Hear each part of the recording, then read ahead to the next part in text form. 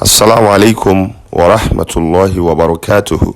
Ní ìgbẹnusọ fún bàbá wa Fadilatu Sheikh Ibrahim Muhammad Sa'id Ibrahim Ọláwùmí bàbá lórílé àti ilé ẹ̀kọ́ wa Darul Irshad wal Isaad tó kalẹ̀ sí ìlú Èkó ní agbègbè orílẹ̀ Ìgànmú láti dúpẹ́ lọ́wọ́ bàbá wa ọlọ́lá wa aláṣẹ gbogbogbò Sẹ́ríkì Mùsùlùmí fún gbogbo ìlú Ìlọrin àti agbègbè ẹ̀, His Royal Eminence Dr. Ibrahim Zulgambari CFR, alága gbogbogbò fún gbogbo lọ́balọ́ba ilẹ̀ Kwara àti Emir káfàtàn, láti dúpẹ́ àti fi ẹ̀mí ìmoore hàn sí gbígba ẹbí bàbá wa Sheikh Sa'id Ibrahim Ọláwùmí ní àlejò sínú ààfin ọlá wọn. Láti fi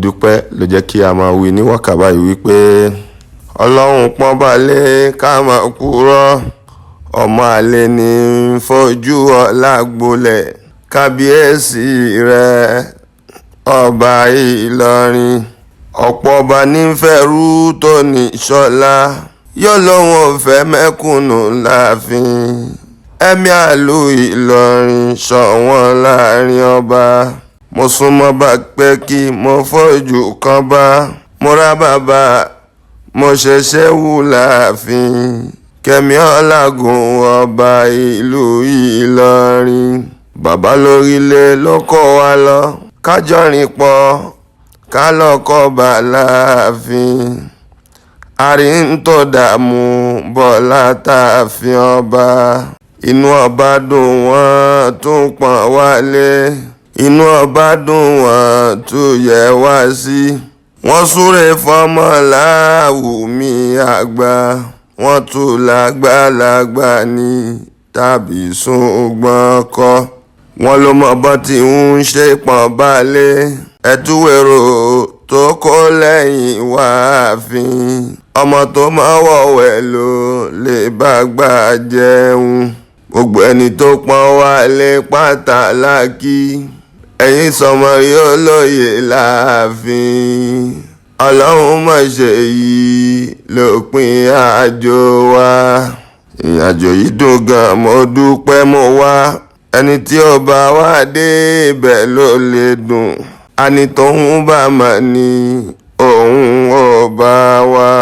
Ọlọ́run bá wa kẹ́ bàbá náà Sàídù Ọláwùmí àlùfáà àgbà, Ọlọ́run dákun dábọ̀dá tó ní sí. Wọ́n fún èmi aláǹgbó àkàbí nù léyìn láti gbọ́ náà lágbádá náà tó fi jì mí. Bí mo ti ẹ̀wọ̀ ń gbà kẹtẹ́lẹ̀ tí ò dóòlà, àmọ́ nísìn ń dóòlà, èmi náà ó débì kan wọ́n ní àlùbáríkà bàbá wọn lọ́lá ọba àlù Ìlọrin lóde. Ọlọ́run járe yín pẹ́. Ní tó gbé máikrófóònù fún àwọn òdìrò wa, olórin kan nílẹ̀ Yorùbá wọ́n ń pè ní Haruna Sọlá, ọlọ́wà kọ gbólóhùn kan, ṣùgbọ́n mo rí pé bàbá wọn lọ́lá ọba àlù Ìlọrin ló ní gbólóhùn náà.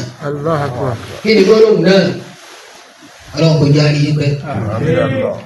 Ó ní ìgbé ní fọ́ọ̀mọ́ tó mọ́ bàbá ẹ̀ lójú, bọ̀wọ̀ fún bàbá pẹ̀lú ìyá rẹ̀ ló dá.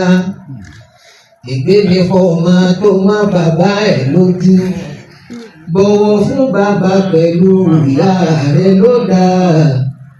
Ìṣìnà ní fàdágídí tó lè rí bóun ní abọ́bàjá, ẹni fojú dọ̀bà àwọn lẹ́nu.